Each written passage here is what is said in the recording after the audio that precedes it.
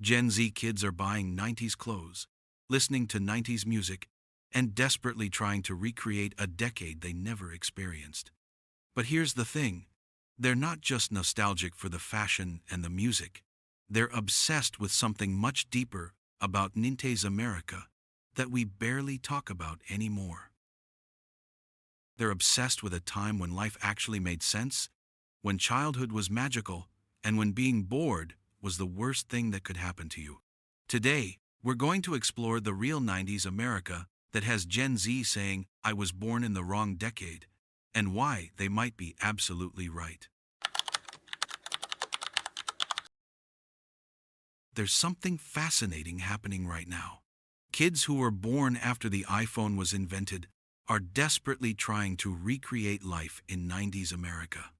They're buying disposable cameras, wearing baggy jeans, and collecting VHS tapes, not because these things are better than what we have now, but because they represent something that feels completely lost. Gen Z has grown up in the most connected, most convenient, most technologically advanced period in human history.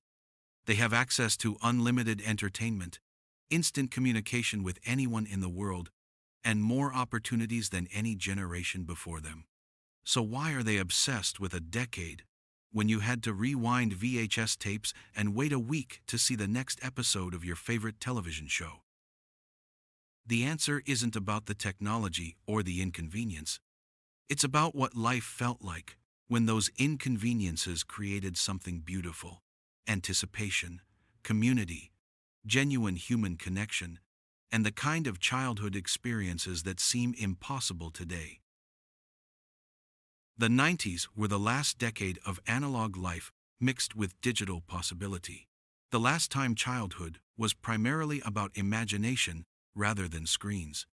The last time families were forced to spend time together because there weren't infinite distractions pulling everyone in different directions. Gen Z looks at 90s America and sees something they've never experienced, but desperately want: a world where people were present, where experiences couldn't be documented and shared instantly, and where being a kid actually meant being free to explore, create, and discover without constant adult supervision and digital interference. Today, we're going to explore the real daily life of 90s America that has captured Gen Z's imagination. Not the pop culture moments everyone remembers, but the everyday magic that made life in the 90s feel like the last great decade of authentic human experience. Let's start with what Gen Z is most obsessed with about the 90s, the kind of childhood that seems like pure fantasy to kids growing up today. The 90s were the last decade when being a kid meant having genuine freedom, real adventures, and the kind of independence that modern parents can't even imagine allowing. Summer in the 90s was 3 months of pure, unstructured freedom. Kids would wake up when they wanted, eat breakfast while watching cartoons, and then disappear into their neighborhoods until dinner time. No camps, no structured activities, no educational goals, just pure childhood. Parents would send kids outside with the instruction to be back when the streetlights come on, and nobody thought this was neglectful or dangerous. The adventures that 90s kids had were real and unsupervised. They would build elaborate forts in woods and vacant lots, explore drainage tunnels and abandoned buildings, catch frogs in creeks, and create complex fantasy worlds that lasted for weeks. They had secret hideouts, treasure maps, and neighborhood territories that felt as important as anything in their young lives. But here's what Gen Z finds most fascinating. 90s kids were genuinely bored, and boredom was the source of incredible creativity. When you couldn't just pick up a phone and scroll through endless content, boredom forced you to use your imagination. Kids would spend hours drawing, building things, writing stories, putting on plays, or inventing games that were completely original and uniquely theirs. The social dynamics of 90s childhood were completely different from today. Kids formed tight-knit groups in their neighborhoods and schools, and these friendships were deep and lasting because there weren't constant digital distractions. When you were hanging out with friends, you were fully present and engaged. Conversations were deeper, games were more creative, and relationships were more meaningful. Bicycle culture was at its peak in the 90s. Every kid had a bike, and bikes represented freedom, adventure, and independence. Kids would ride for miles, exploring different neighborhoods, racing each other, and using their bikes to expand their world far beyond what they could reach on foot. The bicycle was a passport to adventure that gave children real autonomy and confidence. The way 90s kids handled conflict and problems was remarkable. Without parents constantly monitoring and intervening, kids had to work things out themselves. They learned negotiation, compromise, leadership, and problem solving through real-world experience. When someone was being unfair in a game, kids had to figure out how to handle it. When someone got hurt, they had to decide whether it was serious enough to find an adult. These experiences built genuine resilience and social skills. Technology existed in the 90s, but it enhanced childhood rather than replacing it. Video games were social experiences that brought kids together in basements and living rooms. Computers were tools for creativity. Kids would spend hours creating digital art, writing stories, or programming simple games. The internet was a supplement to real-world experiences, not a replacement for them. The rhythm of 90s childhood followed natural patterns that created anticipation and satisfaction. Saturday morning cartoons were an event that kids looked forward to all week. Summer blockbuster movies were experiences that dominated playground conversations for months. New video game releases were rare enough to feel special and important. Even the way 90s kids entertained themselves was more active and creative.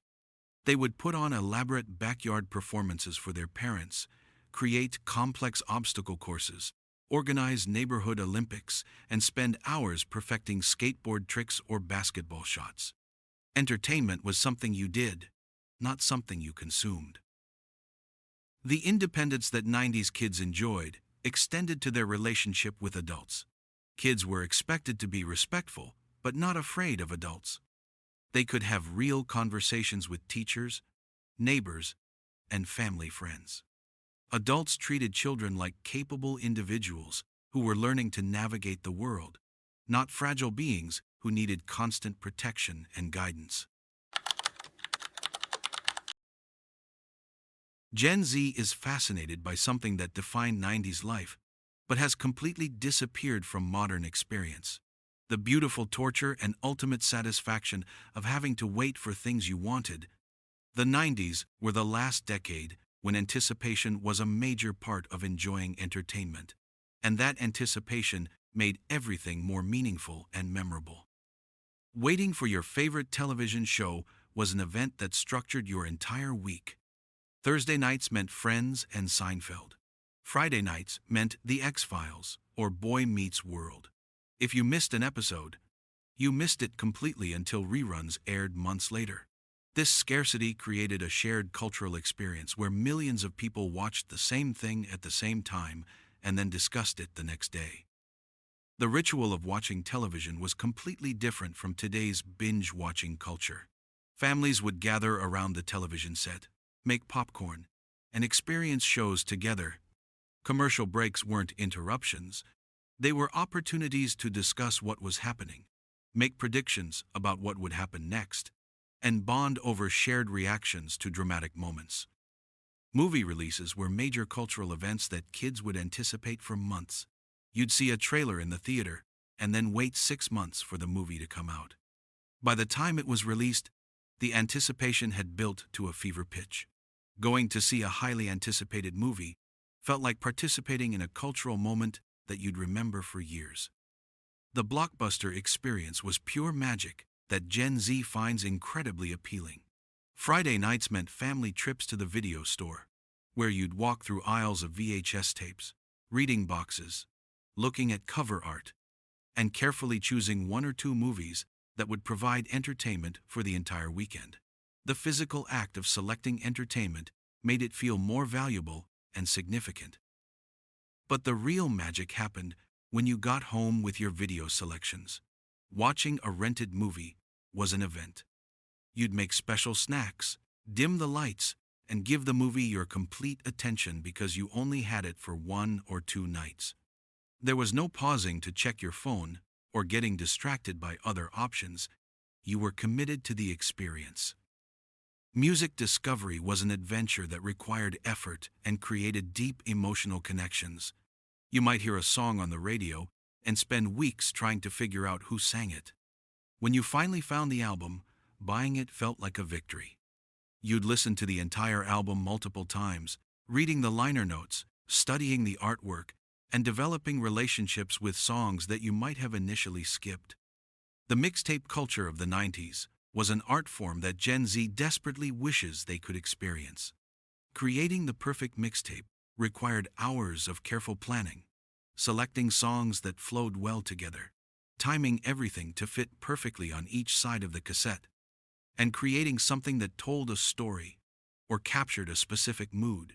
Receiving a mixtape from someone was a deeply personal gift that showed how much they cared about you. Even shopping for clothes and accessories was more anticipatory and satisfying. You couldn't just order anything online immediately. You had to go to malls, browse through stores, try things on, and make decisions about purchases that felt significant. Back-to-school shopping was a major event that families planned for weeks, and getting new clothes felt special because it didn't happen constantly. The way 90s kids discovered new interests and hobbies was through exploration and recommendation rather than algorithms. You might discover a new band because your older cousin played their album for you. You might get interested in a new hobby because you saw someone at school doing something cool. These organic discoveries felt more meaningful because they came through human connections rather than data-driven suggestions. Gaming culture embodied the beautiful torture of anticipation. You might save allowance money for months to buy a new video game. When a highly anticipated game was released, you'd spend hours reading reviews in gaming magazines, looking at screenshots, and imagining how amazing it would be to play. When you finally got the game, the experience lived up to the anticipation because you'd invested so much emotional energy in wanting it. The seasonal rhythms of 90s life created natural cycles of anticipation and fulfillment. Christmas was 3 months of building excitement, from the first Christmas commercials in October through the agonizing wait for Christmas morning. Halloween meant weeks of planning costumes and anticipating trick-or-treating. Summer vacation was 9 months of anticipation for 3 months of freedom. What Gen Z finds most compelling about 90s America is something they've never experienced, but desperately crave: genuine social connection that wasn't mediated by screens, algorithms, or the pressure to perform for digital audiences. The 90s were the last decade when human relationships developed naturally, organically, and authentically. Friendships in the 90s were deeper and more consistent because they required real investment and commitment. You couldn't just send a quick text or like someone's post to maintain a relationship. You had to actually spend time together, have conversations, and create shared experiences. This meant that 90s friendships were often more meaningful and lasted longer. The way people made plans was beautifully simple and reliable. You'd call someone, agree to meet at a specific time and place, and then you'd both show up because there was no easy way to cancel or change plans at the last minute. This created a culture of reliability and respect for other people's time that seems almost quaint today. House parties were legendary events that brought people together in ways that modern social gatherings can't match. Without social media to document everything, parties were about actually having fun rather than creating content. People were more present, more engaged, and more willing to be themselves because they weren't worried about how they'd look in photos that would be shared online. The conversation culture of the 90s was extraordinary. When people got together, they actually talked to each other. Conversations were longer, deeper, and more meandering because there were no devices competing for attention. People would discuss ideas, share stories, debate topics, and really listen to each other's perspectives. Dating in the 90s had a romantic quality that Gen Z finds incredibly appealing. Asking someone out required courage because you had to do it in person or over the phone. Dates were planned events where people gave each other their complete attention. There was mystery and anticipation because you couldn't research someone's entire history online before meeting them. The way people stayed in touch with distant friends was through letters, long phone calls, and occasional visits that felt special and significant. Long-distance relationships required real commitment and creativity. Without constant digital contact, people had to make their communications count, which often made them more thoughtful and meaningful. Group activities were more inclusive and creative because they had to be organized in person. Friends would plan elaborate outings, road trips, and adventures that required everyone to participate fully. There was no option to be physically present but mentally checked out. If you were there, you were engaged. The mall culture of the 90s created a unique social ecosystem that Gen Z finds fascinating. Malls weren't just shopping destinations. They were community centers where teenagers could spend entire days hanging out, people watching, and socializing. The food court, the arcade, and the record store were gathering places where friendships were formed and maintained.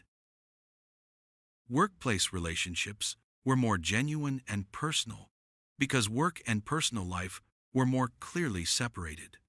Without email and smartphones, work relationships developed through face-to-face interactions, shared coffee breaks, and after-work social activities.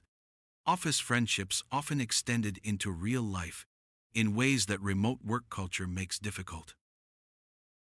Family relationships were stronger and more consistent because families were forced to spend time together without digital distractions. Car trips meant conversation, games, and shared experiences. Family dinners were opportunities for real discussion and connection. Holiday gatherings were focused on spending time together rather than documenting the experience for social media. The way people handled conflict was more direct and honest. Without the ability to hide behind screens or avoid difficult conversations, people had to address problems face to face. This led to more genuine resolutions and stronger relationships because issues were actually resolved rather than ignored or handled passive-aggressively online. Even casual social interactions were richer and more meaningful. Standing in line at the grocery store might lead to interesting conversations with strangers. Waiting for friends at restaurants gave you opportunities to people watch and observe the world around you. These small moments of human connection added richness to daily life that constant digital stimulation has largely eliminated. Gen Z is obsessed with 90s entertainment culture because it represented the perfect balance. Enough options to be exciting, but not so many that choosing became overwhelming or anxiety-inducing. The 90s were the sweet spot of entertainment abundance, without the paralysis of infinite choice. Television in the 90s was curated in a way that created shared cultural experiences. With only a few dozen channels, everyone watched the same shows and could discuss them the next day at school or work. This created a sense of cultural unity that's impossible to replicate in today's fragmented streaming landscape, where everyone is watching different things at different times. The Thursday night lineup on NBC was appointment television that millions of families planned their evenings around.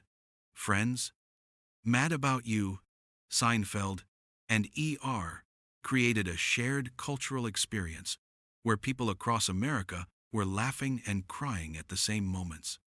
This communal aspect of entertainment made individual shows feel more significant and memorable.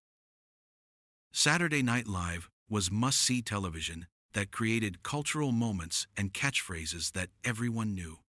Because you couldn't watch clips online later, you had to tune in live or miss the cultural conversation entirely. This scarcity made SNL feel urgent and important in a way that's hard to understand in the era of viral clips and instant replay. Movie theaters were magical spaces where audiences experienced films together without any digital distractions. People would arrive early to get good seats, watch trailers attentively, and give movies their complete attention for 2 hours. The shared experience of laughing, gasping, or crying with a room full of strangers created emotional connections that home viewing can't replicate. The blockbuster experience was perfectly calibrated for maximum cultural impact. Summer meant big action movies that everyone would see and discuss. These weren't just entertainment, they were cultural events that brought people together and created lasting memories. The anticipation, the opening weekend experience, and the weeks of discussion afterward made movies feel more significant than they do today. Music discovery was an adventure that required effort and created deeper emotional connections with artists and albums. You might spend hours in record stores, reading reviews in music magazines, or listening to recommendations from friends. When you found something you loved, the investment you'd made in discovering it made the music feel more precious and personal. Radio culture created shared musical experiences that united entire communities. Local radio DJs were cultural curators who introduced listeners to new music while creating a sense of connection and community. Hearing your favorite song on the radio felt like a gift, and requesting songs created a participatory relationship with radio stations. The music video era of MTV created a new art form that combined music with visual storytelling. Music videos weren't just promotional tools, they were creative expressions that added new dimensions to songs and artists. Watching MTV was a social activity where friends would gather to see new videos and discuss their favorite artists. Video games were social experiences that brought people together in arcades, basements, and living rooms. Gaming wasn't a solitary activity. It was something you did with friends, taking turns, competing, and collaborating. The physical limitations of gaming systems meant that video games supplemented rather than replaced other forms of entertainment and social interaction.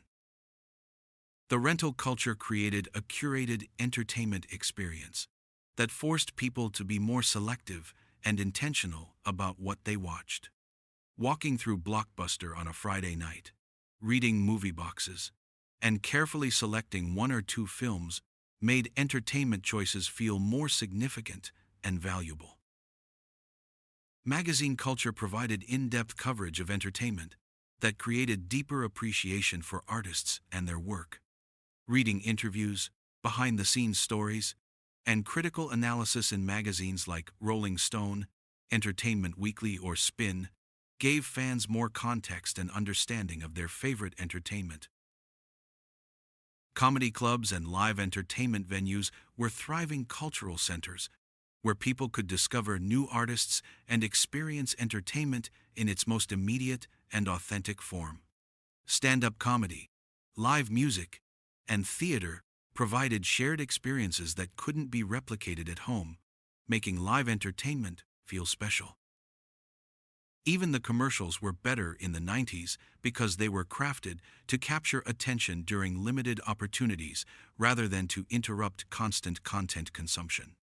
Super Bowl commercials were cultural events in themselves, and advertising jingles became part of the shared cultural vocabulary.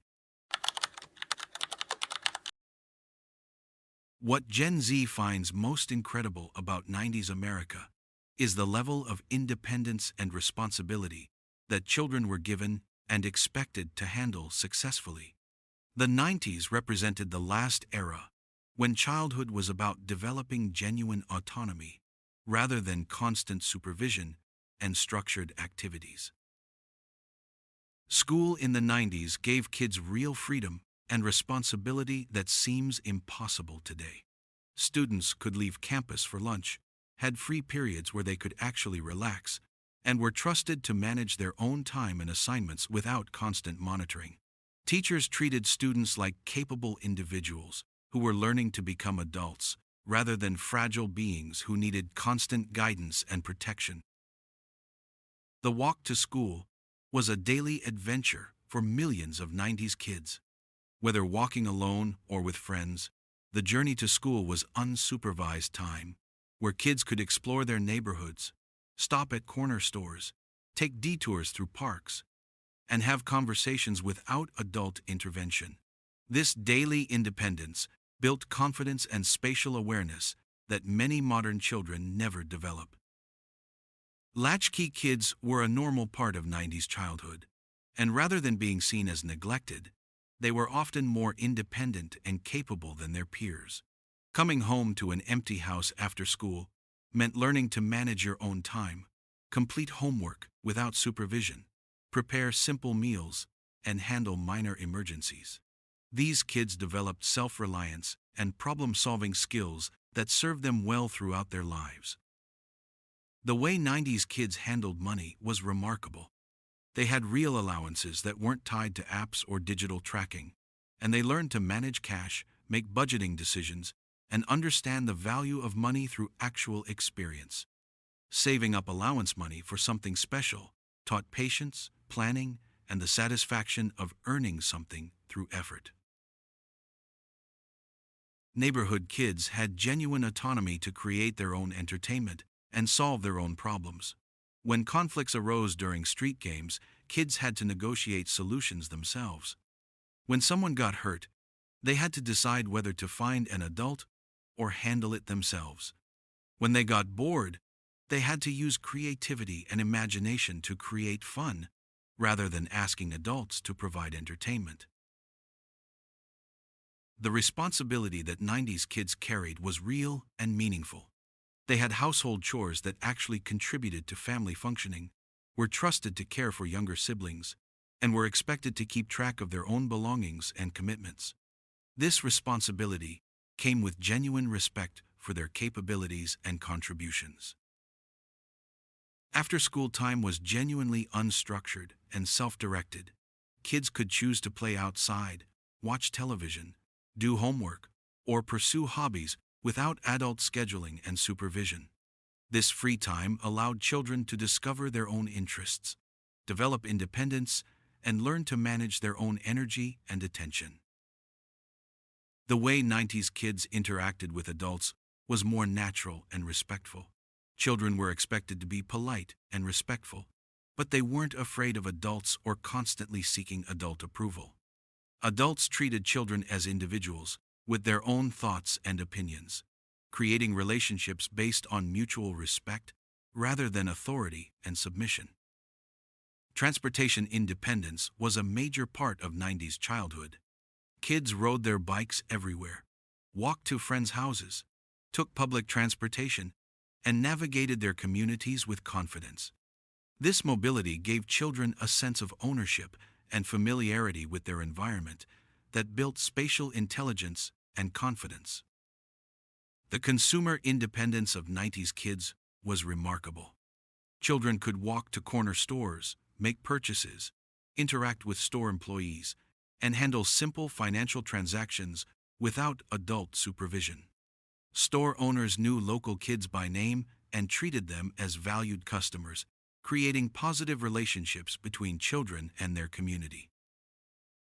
Summer jobs and entrepreneurial activities were common for teenagers and even younger children. Babysitting, lawn mowing, paper routes, and lemonade stands weren't just cute activities. They were real economic participation that taught work ethic, customer service, and financial responsibility.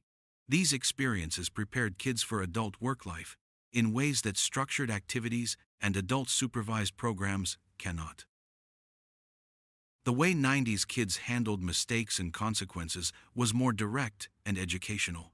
When they made poor choices, they faced natural consequences without excessive adult intervention or protection. This direct feedback helped children learn faster and develop better judgment because they experience the real results of their decisions. Gen Z is absolutely fascinated by the physical nature of 90s entertainment and communication. The idea that music, movies, photos, and memories had tangible forms that you could hold, collect, and treasure. This physicality created relationships with media that digital consumption can't replicate. CD collections were personal museums that reflected individual taste and identity. Each CD represented a deliberate choice and financial investment, making music collections more curated and meaningful. The ritual of unwrapping a new CD, reading the liner notes, and experiencing the album from start to finish created deeper relationships with music than streaming playlists can achieve. The artwork and packaging of physical media were crucial parts of the experience. Album covers were large canvases for artistic expression that you could study while listening. CD booklets contained lyrics, photos, and stories that enhanced your understanding of the music. Even VHS covers and movie posters were collectible art that added value to the entertainment experience. Bookstores and record stores were cultural destinations where people would spend hours browsing, discovering new interests, and talking with knowledgeable staff who were passionate about their products. These spaces created communities around shared interests and provided serendipitous discovery that algorithms can't replicate. The ritual of going to the store to buy entertainment made purchases feel more significant and valuable. Walking through Tower Records or Borders books, carefully selecting items within your budget, and carrying your purchases home created anticipation and satisfaction that instant digital downloads eliminate. Photography in the 90s was precious because it was limited and required investment. With only 24 or 36 shots per roll of film, every photo had to count. You couldn't take hundreds of photos and delete the bad ones. You had to think carefully about composition, timing, and subject matter. This scarcity made photos more meaningful and made photographers more skilled. The development process added magic and anticipation to photography. Taking a roll of film to be developed and waiting to see how your photos turned out was exciting because you never knew exactly what you'd captured. Getting your photos back felt like Christmas morning, and sharing photos with friends and family was a special event. Physical photo albums were treasured family artifacts that told stories and preserved memories in ways that digital photos stored on phones cannot match. Creating photo albums was a creative process that involved selecting the best images, arranging them thoughtfully, and often adding captions or decorations that enhanced the storytelling. The mixtape culture represented the pinnacle of personalized physical media. Creating a mixtape required hours of careful planning, technical skill, and artistic vision. The physical act of recording songs in real time, creating custom artwork for the cassette case, and presenting the finished product as a gift created emotional connections that digital playlists can't achieve. Video game cartridges and game cases were collectible objects that represented gaming experiences in tangible form. Game boxes included artwork, instruction manuals, and sometimes maps or other bonus materials that enhanced the gaming experience beyond just the software. Collecting games meant building a physical library that reflected your gaming history and preferences. Maps and travel guides were essential tools for exploration that created more immersive and adventurous travel experiences.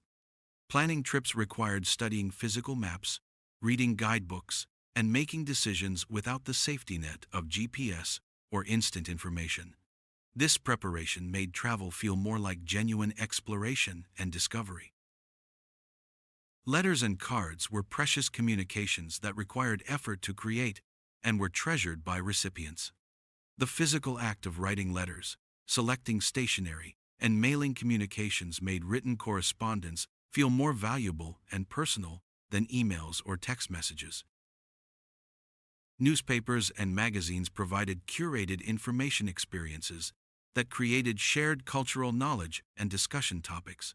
Reading the Sunday paper or your favorite magazine was a ritual that provided in-depth information and analysis rather than the fragmented headlines and quick takes that dominate digital media. Even mundane items like phone books, address books, and calendars created physical connections to information and relationships that made daily life feel more tangible and organized.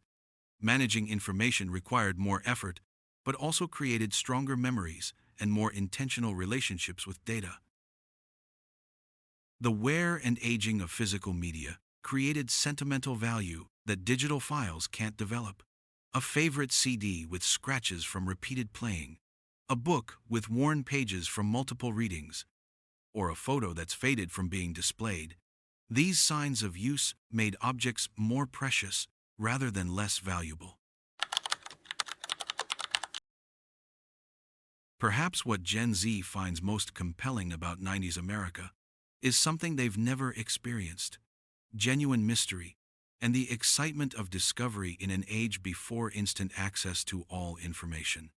The 90s were the last decade when not knowing something was normal, and finding answers required effort that made knowledge feel more valuable. Urban legends and mysteries could persist for years because there was no way to instantly fact-check claims or find definitive answers to questions. Schoolyard debates about whether Marilyn Manson had ribs removed or whether Disney movies contained hidden messages could last for months, creating ongoing conversations and shared curiosity that couldn't be immediately resolved with a quick Google search. Celebrity culture had genuine mystery because stars' personal lives weren't constantly documented and shared online. Seeing a celebrity in person was genuinely exciting because they weren't constantly visible through social media. Magazine interviews and rare television appearances were special events that provided glimpses into celebrities' lives rather than constant access to their daily activities. The process of learning new information was more adventurous and rewarding. If you wanted to know something, you had to ask experts, visit libraries, or spend time researching through multiple sources. This effort made knowledge feel more valuable and created deeper understanding because you had to work for information rather than consuming quick facts. Travel was more adventurous because you couldn't research destinations exhaustively before visiting them. You might arrive in a new city with just a guidebook and a map, making every street corner a potential discovery. Restaurants, attractions, and experiences had to be found through exploration rather than reviews and recommendations, making travel feel more like genuine adventure. Meeting new people was more mysterious because you couldn't research someone's history before interacting with them. First impressions mattered more because they weren't colored by prior knowledge of someone's social media presence, past relationships, or political opinions. Getting to know someone required actual conversation and time spent together. Music discovery was a treasure hunt that required patience and serendipity. You might hear a song in a movie or on the radio and spend months trying to identify it. Finding rare or obscure music required connections with other music lovers, trips to specialized record stores, or recommendations from knowledgeable DJs and store clerks. The anticipation of major cultural events was more intense because information was scarce and carefully controlled. Movie plots were genuine surprises because there were no spoilers available online. Sports seasons unfolded without constant analysis and prediction. Even major news events developed more slowly because information wasn't available instantly. Dating and relationships had natural mystery and discovery that apps and social media have eliminated. Getting to know someone required spending time together, asking questions, and gradually learning about their interests, history, and personality. The process of falling in love was more mysterious because it couldn't be rushed through instant access to someone's entire history and social network. Local knowledge was precious because it couldn't be instantly accessed or shared globally. Knowing the best local restaurants, secret fishing spots, or hidden trails gave people genuine expertise that was valuable to their communities. This local knowledge created social currency and strengthened community bonds in ways that online reviews and GPS navigation have largely eliminated. The internet existed in the 90s, but it was a supplement to real-world discovery rather than a replacement for it. Online communities were smaller and more specialized, creating genuine connections between people with shared interests. Web pages were personal expressions rather than professional content, making the internet feel more like a neighborhood than a marketplace. Reference books, encyclopedias, and expert knowledge were still valuable because information wasn't instantly accessible. Libraries were essential community resources where people went to research projects, find answers to questions, and discover new interests through browsing and serendipitous discovery. Even simple questions could lead to interesting discussions and debates because answers weren't immediately available.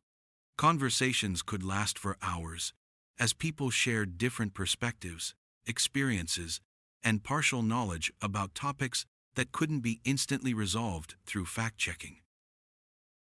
The seasonal nature of entertainment created natural rhythms of anticipation and satisfaction. Fall meant new television shows, spring meant baseball season, summer meant blockbuster movies.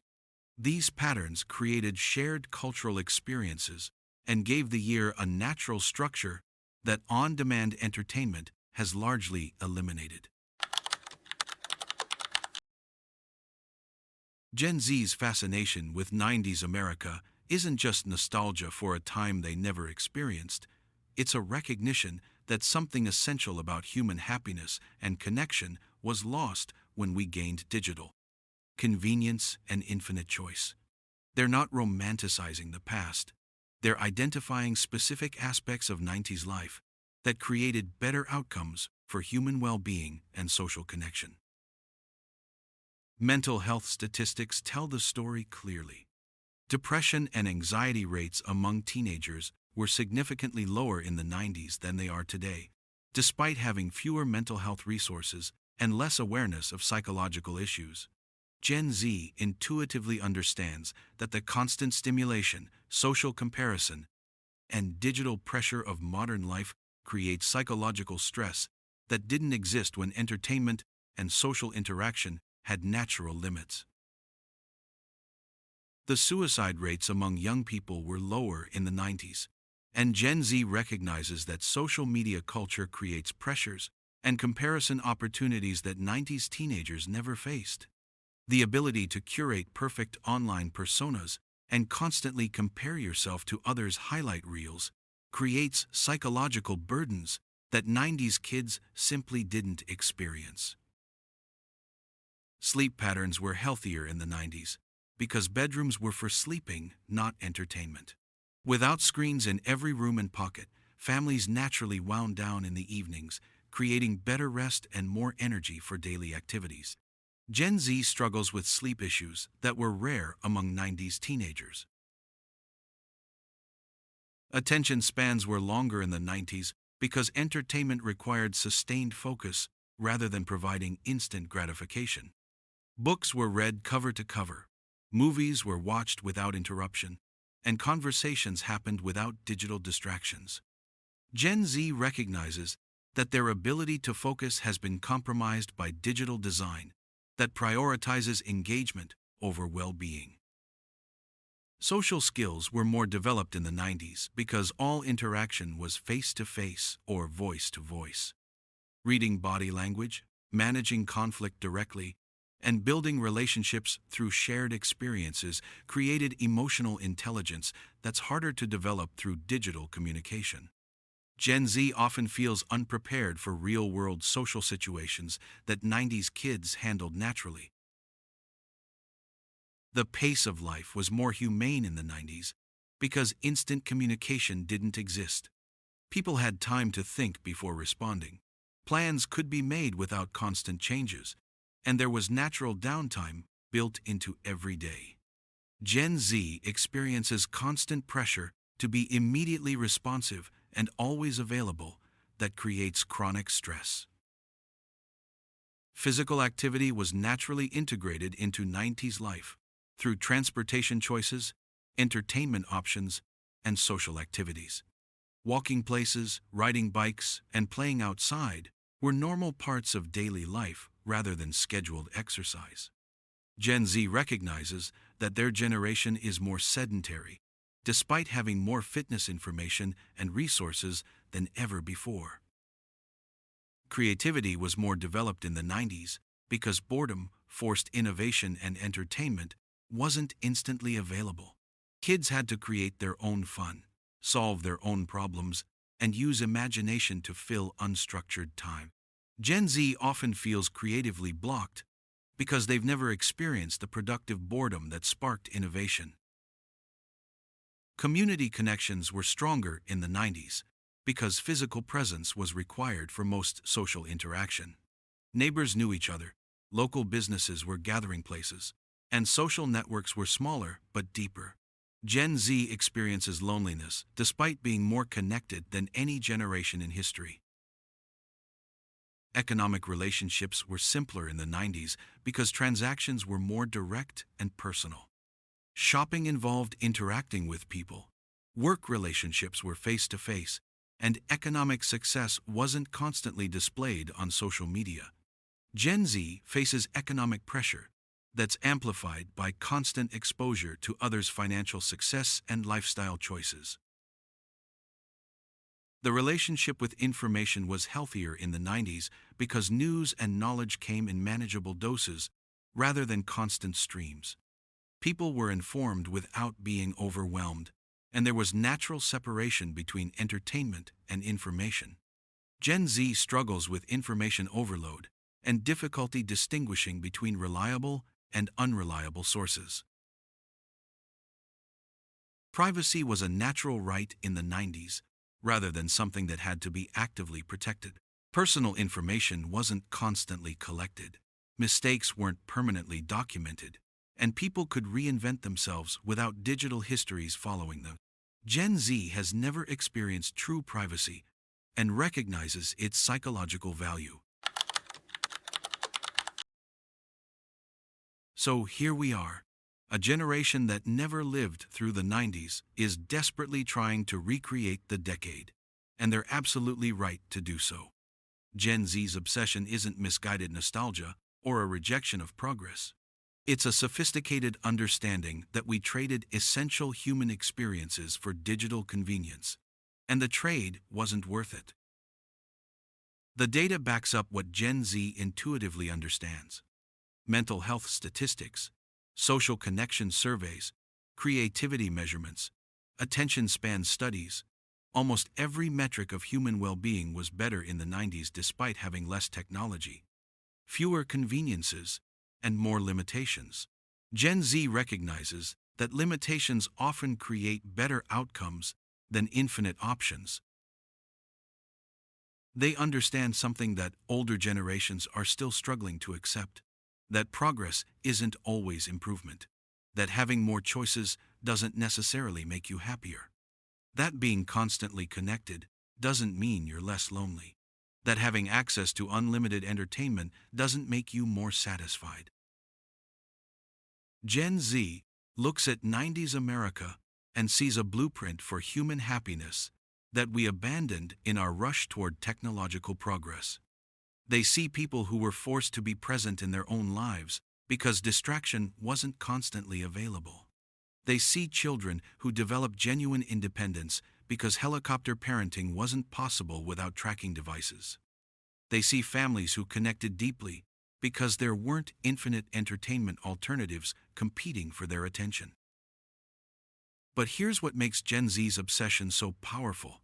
They're not just romanticizing the past, they're actively trying to recreate the conditions that made 90s life more satisfying. They're buying film cameras to slow down their photography. They're organizing phone-free hangouts to recreate genuine social connection. They're choosing physical books and vinyl records to have tangible relationships with media. They're proving that you don't need a time machine to experience the benefits of 90s living. You just need to make conscious choices about how you engage with technology, entertainment, and each other. You can choose depth over breadth, quality over quantity, and presence over performance. The most revolutionary thing about Gen Z's 90s obsession is that it's not actually about the 90s at all. It's about identifying the conditions that create human happiness and choosing to recreate those conditions in the modern world. They're not trying to go backward in time, they're trying to move forward with wisdom. This gives all of us permission to question whether every technological advancement has actually advanced our quality of life. It gives us permission to choose inconvenience when inconvenience creates better outcomes. It gives us permission to prioritize human connection over digital efficiency.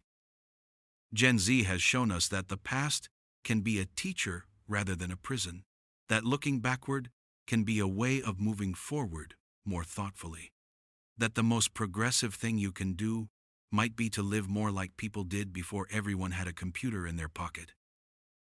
So maybe it's time to listen to the generation that never experienced analog life, but somehow understands its value better than those of us who lived through it.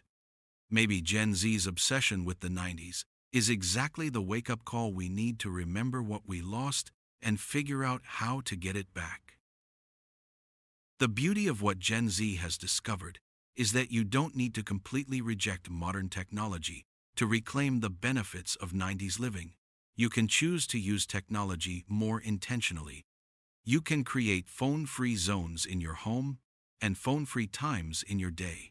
You can prioritize face-to-face relationships over digital connections. You can choose anticipation over instant gratification. You can teach children to be bored so they learn to be creative. You can choose physical media for the things that matter most to you. You can build relationships with your neighbors and community. You can slow down your consumption of entertainment and information. You can choose presence over performance in your daily life. The most powerful thing about Gen Z's 90s obsession is that it's not really about nostalgia at all. It's about recognizing that some of the things we've gained through technological progress have cost us experiences and connections that were actually more valuable than what replaced them. They've shown us that progress and improvement aren't always the same thing, that sometimes moving forward means remembering what we left behind, that the most revolutionary thing you can do in a hyper-connected world might be to choose to disconnect and be present in your own life.